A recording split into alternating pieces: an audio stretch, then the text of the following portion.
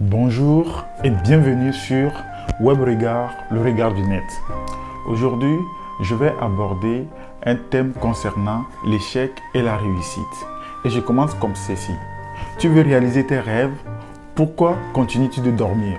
C'est vrai que pour faire un rêve, il faut dormir. On ne peut pas faire un rêve tout éveillé. Alors en ce moment, ça ne sera plus un rêve, mais ce serait un songe. Ok, ça, ce n'est qu'une parenthèse. Il y a certaines personnes qui sont là, qui veulent atteindre des objectifs, mais une fois qu'on a essuyé un échec ou deux, c'est fini, on se décourage et on se laisse aller. Non, bien au contraire, il faudrait que nous ayons la culture de l'essai et de l'échec. Bon, je vais d'abord aborder ce que j'appelle culture de l'essai. Donc, il y a des gens qui vivent la vie d'autrui. En fait, ils ne veulent pas essayer par eux-mêmes les expériences. Donc, ils vivent les expériences des autres. Donc, supposons, je prends un exemple. Vous êtes dans le quartier, il y a une très belle fille dans le quartier qui fait tomber tous les garçons. Et supposons que vous êtes un groupe de garçons dans le quartier. Vous vous dites, ah, cette fille, elle est très mignonne, elle est très jolie. Et donc, tout le monde veut la draguer. Une fois qu'un parmi vous approche la fille et qu'il se fait ramasser par cette fille, c'est terminé. Une fois qu'il se fait ramasser par cette fille, il vient vous raconter l'histoire, il vous dit, ah non, cette fille, elle est chiante, non, c'est pas la peine. Cette fille, elle est ceci, elle est cela. Vous n'étiez pas présent sur les lieux. Et d'ailleurs, si vous étiez présent sur les lieux, ça ne justifie rien, puisque certainement, c'est sa propre expérience à lui. Votre ami a fait sa propre expérience et il peut en parler. Maintenant, vous ne voulez pas approcher la fille parce que votre ami a dit que cette fille, non, elle est chiante. Si vous vous comportez de la sorte, vous risquez de rater la femme de votre vie. Puisque certainement, parmi vous, il y a quelqu'un que la fille aimerait peut-être, avec qui la fille aimerait sortir peut-être. Mais vu que votre ami, lui, il est allé et qu'il vient vous dire, non, cette fille, elle n'en vaut pas la peine, c'est fini.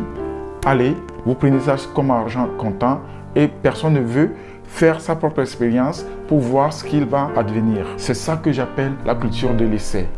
Si vous n'essayez pas, vous n'allez jamais savoir ce qu'il en est vraiment. On vous dit souvent, faut pas faire ci, faut pas faire ça. Ceux qui disent ça, c'est parce que eux, ils l'ont expérimenté. Mais vous, est-ce que vous avez daigné faire votre propre expérience par rapport à ce qu'on vous dit de ne pas faire ou de faire? Voilà. Donc, nous devons avoir cette culture de l'essai. Maintenant, la culture de l'échec, c'est de ça que je parlais tantôt. Une fois qu'on échoue une ou deux fois dans une entreprise ou à faire quelque chose, on se laisse décourager et c'est bon. On se laisse aller, on se dit on ne veut plus rien faire. Or, le temps ne nous attend pas. Le temps est en train de passer. Quand tu échoues, il faut que tu te mettes en tête que l'échec n'est qu'un chemin vers la réussite. Parce que peut-être que tu échoues une fois, deux fois, trois fois, peut-être que la quatrième sera la bonne, mais tu t'es arrêté, tu t'es dit non, ça ne sert plus à rien, non, je ne vais plus continuer, c'est une perte de temps.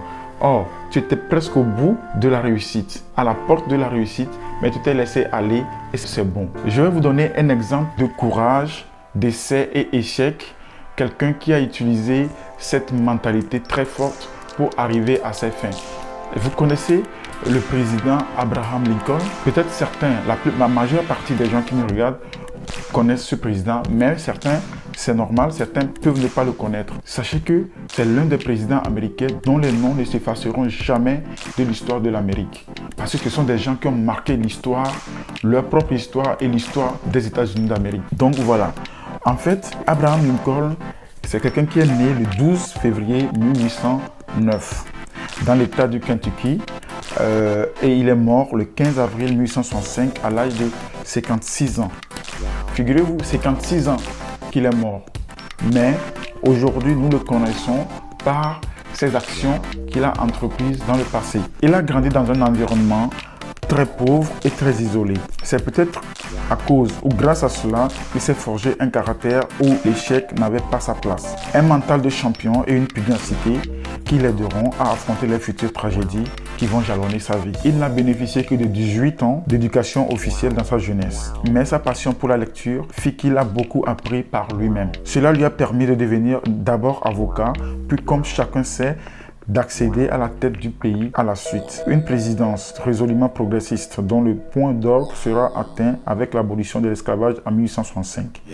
Il fut également le premier leader américain à se prononcer en faveur du vote des femmes. L'échec n'est qu'un chemin vers la réussite. Cette maxime, nul doute qu'Abraham Lincoln l'a faite sienne. Malgré la popularité dont il a joui, la vie de l'homme a été marquée par le découragement, les déchirements affectifs et l'échec d'une manière générale. Voici quelques-unes des épreuves qu'a dû affronter Lincoln dans sa vie. Il perdit la course à la législature d'État. Il souffrit de sévères crises de nerfs et de dépression chronique. Il fut constamment écarté des jobs auxquels il postulait. Lorsqu'il fut finalement élu à la législature d'État, il perdit le vote pour le représenter officiellement au Parlement. Il partit à la conquête du Congrès et ne fut pas élu. Il se présenta au Sénat avec le même résultat. Il fut candidat à la vice-présidence des États-Unis et échoua encore. Il retenta sa chance au Sénat sans plus de succès. Cependant, malgré ses échecs, il mit toujours un point d'honneur à apprendre de ses erreurs et à améliorer ses compétences. Finalement, il tenta le tout pour le tout et gagna la course à la présidence. Vous entendez bien? Il gagna la course à la présidence. Comme quoi, le succès sourit aux esprits audacieux. Comme de l'ironie, c'est le moment où le pays a décidé de se scinder en deux camps ennemis. Vous vous imaginez?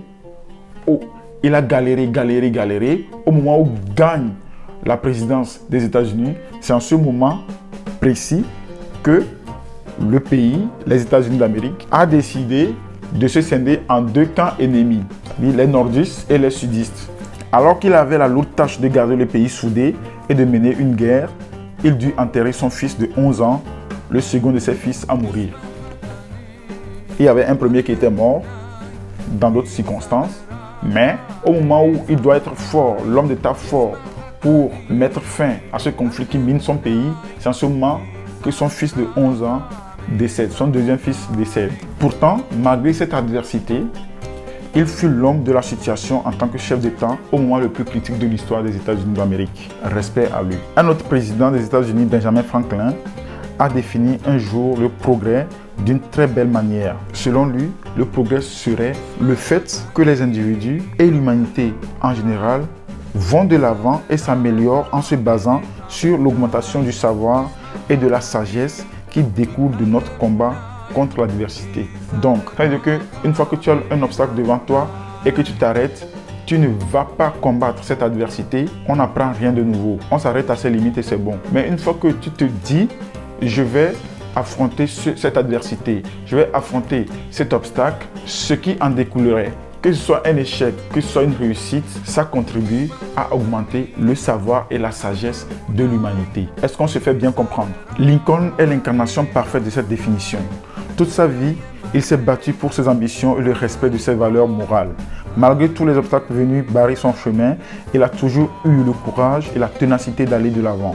Au final, il a laissé derrière lui l'image d'un homme fort pour qui la compassion et l'égalité entre les humains étaient des valeurs fondamentales. Donc voilà un peu l'exemple qu'on pouvait donner dans ce contexte-là. Pour ceux qui se laissent abattre par l'échec et l'adversité ou qui vivent la vie des autres, il faudrait vraiment prendre exemple sur Abraham Lincoln pour se dire que si on veut vraiment atteindre ses objectifs, on ne se laisse pas distraire par ni l'échec ni l'expérience des autres. Il faut faire ses propres expériences et même quand on échoue, il faut être tenace et avoir toujours dans le viseur l'objectif qu'on veut atteindre, jusqu'à l'atteindre. Et de cette réussite ou de tout ce qui découlerait de ce combat, vous apporterez quelque chose de nouveau à l'humanité. Merci de votre fidélité et à très bientôt sur WebRegard, le regard du net, pour un autre numéro. D'ici là, prenez soin de vous car chaque seconde est une vie.